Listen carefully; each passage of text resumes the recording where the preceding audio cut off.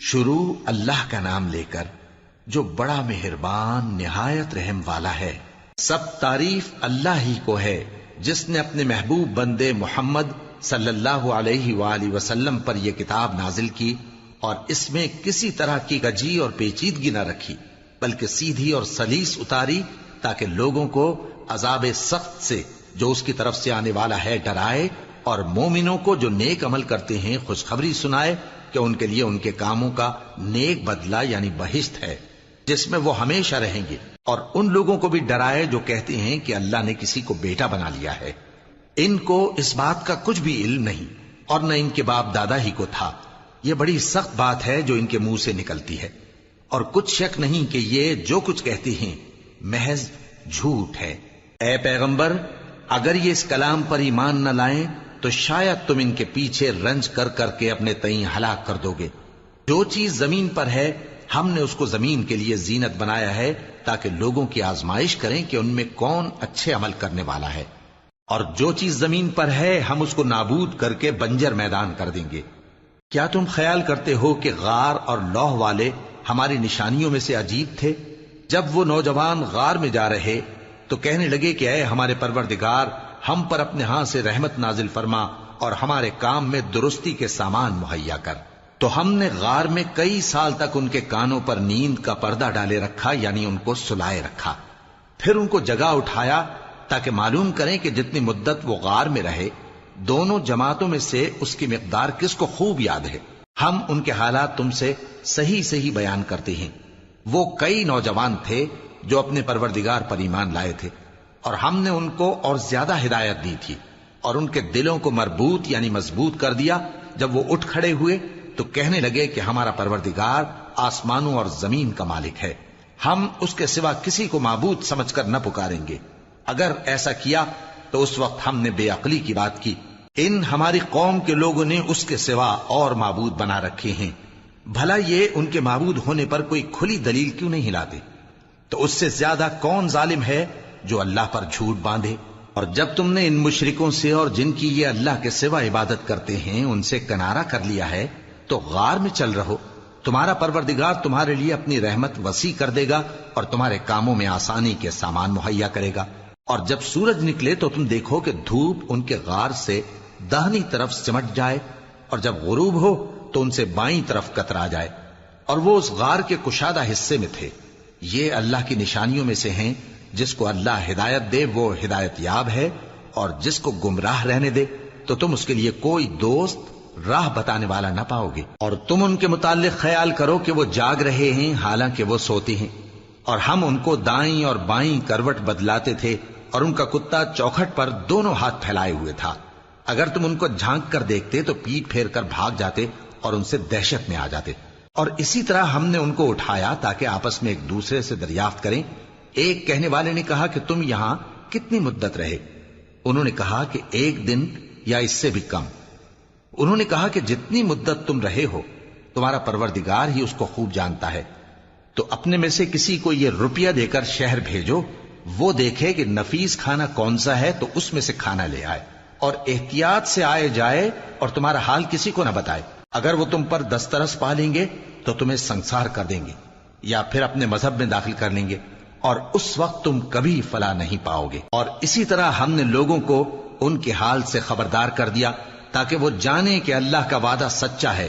اور یہ کہ قیامت جس کا وعدہ کیا جاتا ہے اس میں کچھ شک نہیں۔ اس وقت لوگ ان کے بارے میں باہم جھگڑنے لگے اور کہنے لگے کہ ان کے غار پر عمارت بنا دو۔ ان کا پروردگار ان کے حال سے خوب واقف ہے۔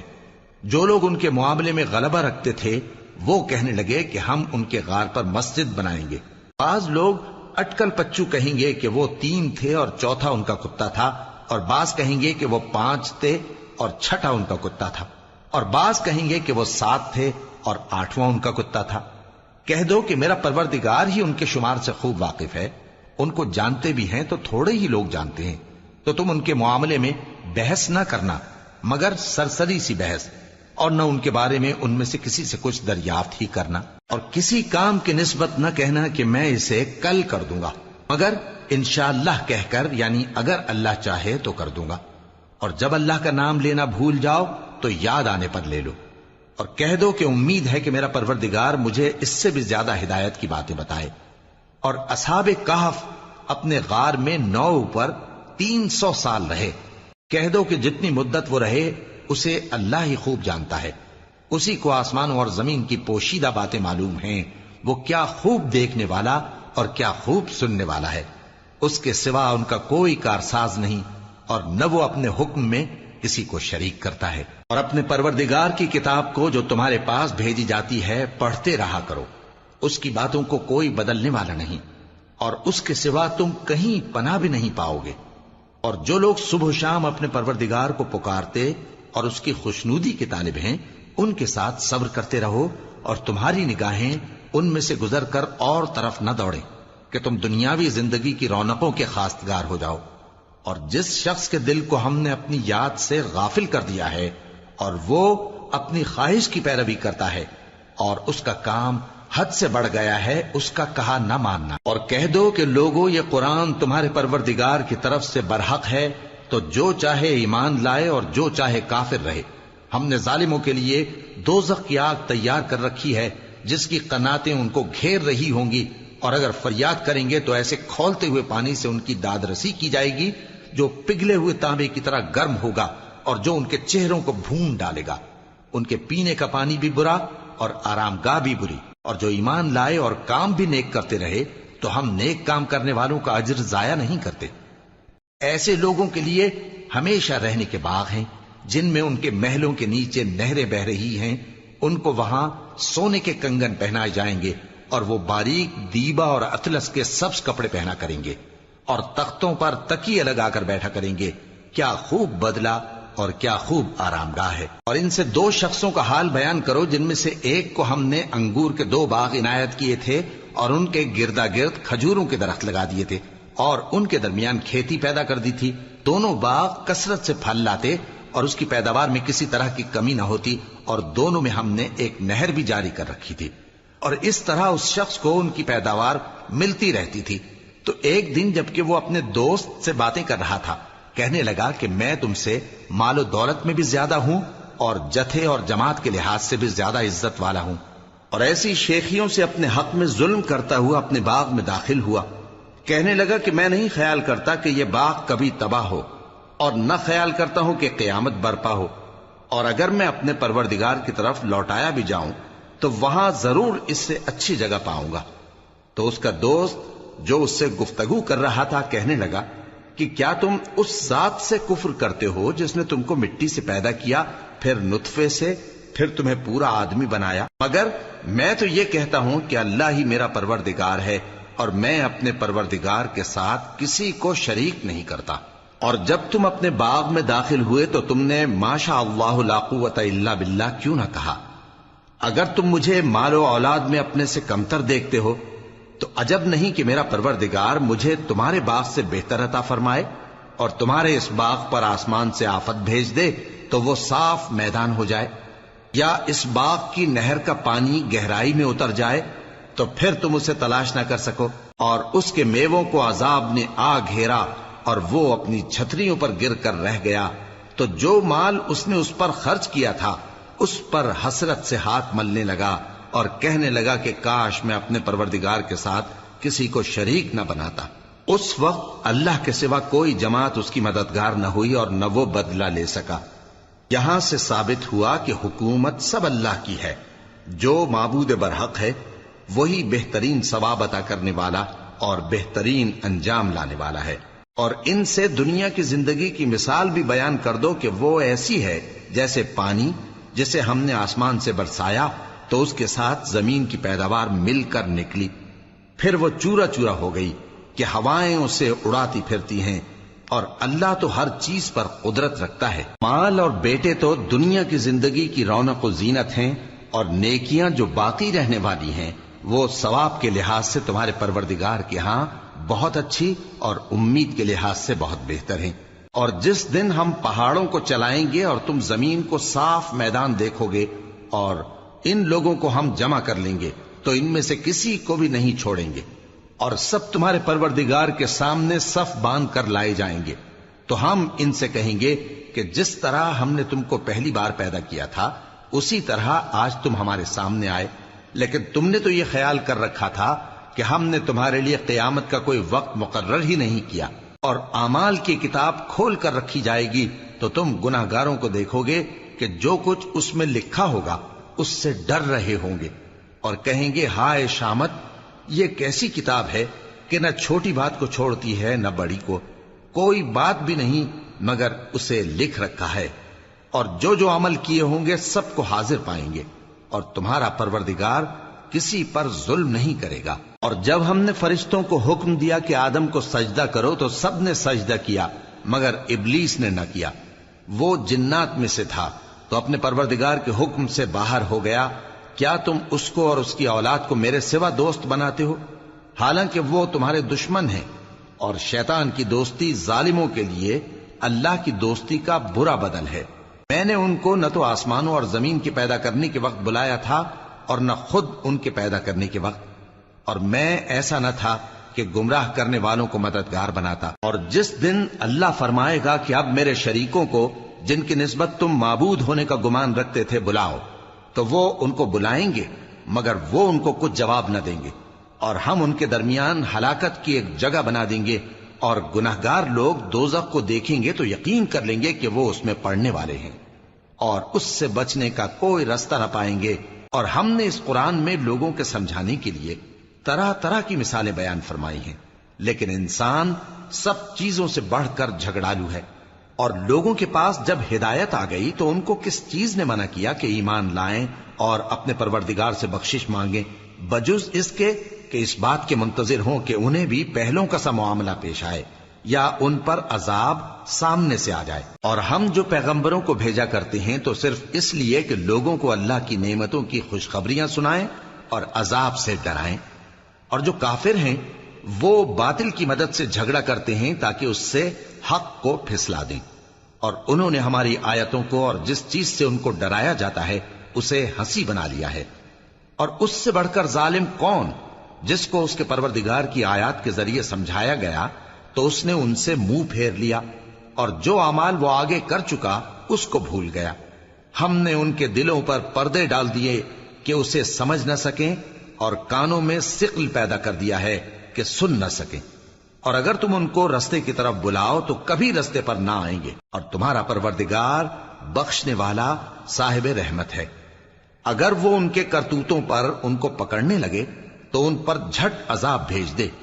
مگر ان کے لیے ایک وقت مقرر کر رکھا ہے کہ اس کے عذاب سے کوئی پناہ کی جگہ نہ پائیں گے۔ اور یہ بستیاں جو ویران پڑی ہیں، جب انہوں نے کفر کر کے ظلم کیا تو ہم نے ان کو تباہ کر دیا، اور ان کی تباہی کے لیے ایک وقت مقرر کر دیا تھا۔ اور جب موسیٰ نے اپنے شاگرد سے کہا کہ جب تک میں دو دریاؤں کے ملنے کی جگہ نہ پہنچ جاؤں ٹلنے کا نہیں، خاص صدیوں چلتا رہوں، پھر جب وہ دونوں ان دریاؤں کے سنگم پر پہنچے تو اپنی مچھلی بھول گئے، پھر اس مچھلی نے دریا میں سرنگ کی طرح اپنا رستہ بنا لیا۔ جب آگے چلے تو موسیٰ نے اپنے شاگرد سے کہا کہ ہمارا کھانا لاؤ، اس سفر سے ہم کو بہت تکان ہو گئی ہے۔ اس نے کہا کہ بھلا آپ نے دیکھا کہ جب ہم نے اس چٹان کے پاس آرام کیا تھا تو میں مچھلی وہیں بھول گیا، اور مجھے آپ سے اس کا ذکر کرنا شیطان نے بھلا دیا، اور اس مچھلی نے عجیب طرح سے دریا میں اپنا رستہ بنایا۔ موسیٰ نے کہا یہی تو وہ مقام ہے جسے ہم تلاش کرتے تھے، تو وہ اپنے پاؤں کے نشان دیکھتے دیکھتے لوٹ گئے۔ وہاں انہوں نے ہمارے بندوں میں سے ایک بندہ دیکھا جس کو ہم نے اپنے ہاں سے رحمت خاص سے نوازا تھا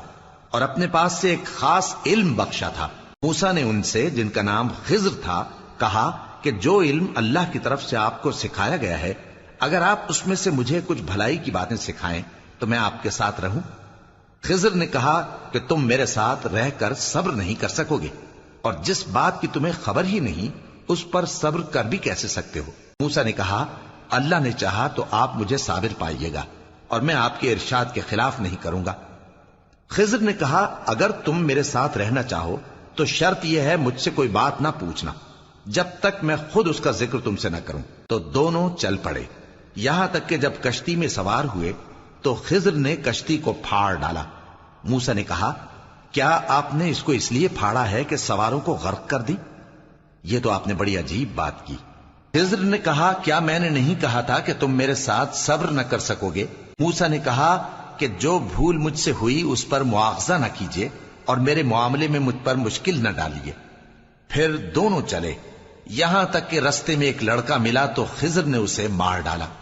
موسیٰ نے کہا کہ آپ نے ایک بے گناہ شخص کو ناحق بغیر قصاص کے مار ڈالا،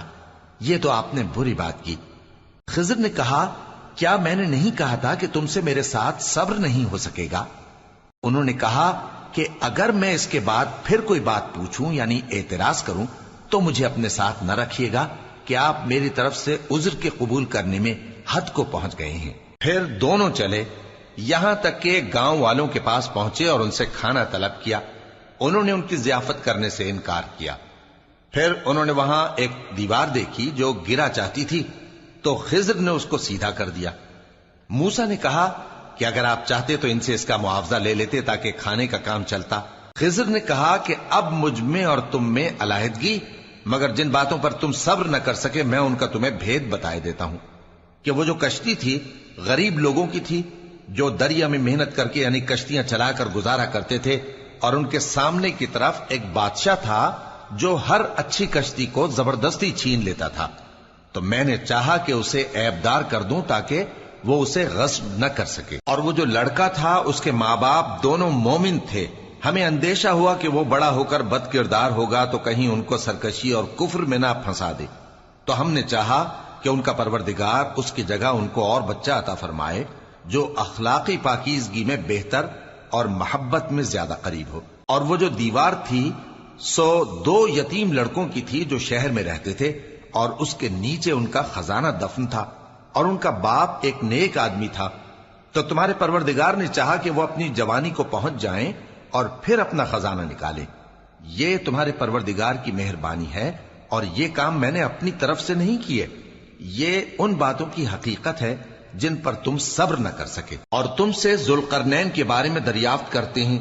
کہہ دو کہ میں اس کا کسی قدر حال تمہیں پڑھ کر سناتا ہوں۔ ہم نے اس کو زمین میں بڑا اقتدار دیا تھا اور ہر طرح کا سامان اس کو عطا کیا تھا، تو اس نے ایک سفر کا سامان کیا، یہاں تک کہ جب سورج کے غروب ہونے کی جگہ پہنچا تو اسے ایسا پایا کہ ایک کیچڑ والے چشمے میں ڈوب رہا ہے، اور اس چشمے کے پاس ایک قوم دیکھی۔ ہم نے کہا ذوالقرنین تم ان کو خواہ تکلیف دو خواہ ان کے بارے میں بھلائی اختیار کرو، دونوں باتوں کی تم کو قدرت ہے۔ ذوالقرنین نے کہا کہ جو کفر و بد کرداری سے ظلم کرے گا اسے ہم سزا دیں گے، پھر وہ اپنے پروردگار کی طرف لوٹایا جائے گا تو وہ بھی اسے بڑا عذاب دے گا، اور جو ایمان لائے گا اور عمل نیک کرے گا اس کے لیے بہت اچھا بدلہ ہے، اور ہم اپنے معاملے میں اس سے نرم بات کہیں گے۔ پھر اس نے ایک اور سامان سفر کیا، یہاں تک کہ سورج کے طلوع ہونے کے مقام پر پہنچا تو دیکھا کہ وہ ایسے لوگوں پر طلوع ہوتا ہے جن کے لیے ہم نے دھوپ سے بچاؤ کی کوئی اوٹ نہیں بنائی تھی۔ حقیقت یوں ہی تھی، اور جو کچھ اس کے پاس تھا ہم کو سب کی خبر تھی۔ پھر اس نے ایک اور سفر کا سامان کیا، یہاں تک کہ 2 اونچے سیدھے پہاڑوں کے درمیان پہنچا تو دیکھا کہ ان کے اس طرف کچھ لوگ ہیں کہ بات کو سمجھ نہیں سکتے۔ ان لوگوں نے کہا کہ اے ذوالقرنین، یاجوج اور ماجوج اس علاقے میں فساد کرتے رہتے ہیں، بھلا ہم آپ کے لیے خرچ کا انتظام کر دیں کہ آپ ہمارے اور ان کے درمیان ایک دیوار کھینچ دیں۔ ذوالقرنین نے کہا کہ خرچ کا جو مقدور اللہ نے مجھے بخشا ہے وہ بہت اچھا ہے، تم مجھے قوت بازو سے مدد دو، میں تمہارے اور ان کے درمیان ایک مضبوط رکاوٹ بنا دوں گا۔ تم لوہے کے بڑے بڑے تختے میرے پاس لاؤ۔ چنانچہ کام جاری کر دیا گیا، یہاں تک کہ جب اس نے دونوں پہاڑوں کے درمیان کا حصہ برابر کر دیا اور کہا کہ اب اسے دھوکو، یہاں تک کہ جب اس کو دھونک دھونک کر آگ کر دیا تو کہا کہ اب میرے پاس تانبا لاؤ کہ اس پر پگھلا کر ڈال دوں۔ پھر ان میں یہ قدرت نہ رہی کہ اس پر چڑھ سکیں، اور نہ یہ طاقت رہی کہ اس میں نقب لگا سکیں۔ بولا کہ یہ میرے پروردگار کی مہربانی ہے، پھر جب میرے پروردگار کا وعدہ آ پہنچے گا تو اس کو ڈھا کر ہموار کر دے گا، اور میرے پروردگار کا وعدہ سچا ہے۔ اس روز ہم ان کو چھوڑ دیں گے کہ روئے زمین پر پھیل کر ایک دوسرے میں گھس جائیں گے، اور سور پھونکا جائے گا تو ہم سب کو جمع کر لیں گے، اور اس روز ہم جہنم کو کافروں کے سامنے لائیں گے جن کی آنکھیں میری یاد سے پردے میں تھیں اور وہ سننے کی طاقت نہیں رکھتے تھے۔ اب کیا کافر یہ خیال کرتے ہیں کہ وہ میرے بندوں کو میرے سوا اپنا کارساز بنائیں گے تو میں خفا نہیں ہوں گا؟ ہم نے ایسے کافروں کے لیے جہنم کی مہمانی تیار کر رکھی ہے۔ کہہ دو کہ ہم تمہیں ایسے لوگ بتائیں جو اعمال کے لحاظ سے بڑے نقصان میں ہیں؟ یہ وہ لوگ ہیں جن کی دوڑ دھوپ دنیا کی زندگی میں برباد ہو گئی اور وہ یہ سمجھے ہوئے ہیں کہ وہ اچھے کام کر رہے ہیں۔ یہ وہ لوگ ہیں جنہوں نے اپنے پروردگار کی آیتوں کو نہ مانا اور اس کے سامنے جانے سے انکار کیا، تو ان کے اعمال ضائع ہو گئے۔ سو ہم قیامت کے دن ان کے لیے کچھ بھی وزن قائم نہیں کریں گے۔ یہ ان کی سزا ہے، یعنی جہنم، اس لیے کہ انہوں نے کفر کیا اور ہماری آیتوں اور ہمارے پیغمبروں کی ہنسی اڑائی۔ جو لوگ ایمان لائے اور عمل نیک کیے ان کے لیے بہشت کے باغ بطور مہمانی ہوں گے، ہمیشہ ان میں رہیں گے اور وہاں سے مکان بدلنا نہ چاہیں گے۔ کہہ دو کہ اگر سمندر میرے پروردگار کی باتوں کے لکھنے کے لیے روشنائی ہو تو قبل اس کے کہ میرے پروردگار کی باتیں تمام ہوں سمندر ختم ہو جائے، اگرچہ ہم ویسا ہی اور اس کی مدد کو لائیں۔ کہہ دو کہ میں تمہاری طرح کا ایک بشر ہوں، البتہ میری طرف وہی آتی ہے کہ تمہارا معبود وہی ایک معبود ہے۔ تو جو شخص اپنے پروردگار سے ملنے کی امید رکھے چاہیے کہ عمل نیک کرے اور اپنے پروردگار کی عبادت میں کسی کو شریک نہ بنائے۔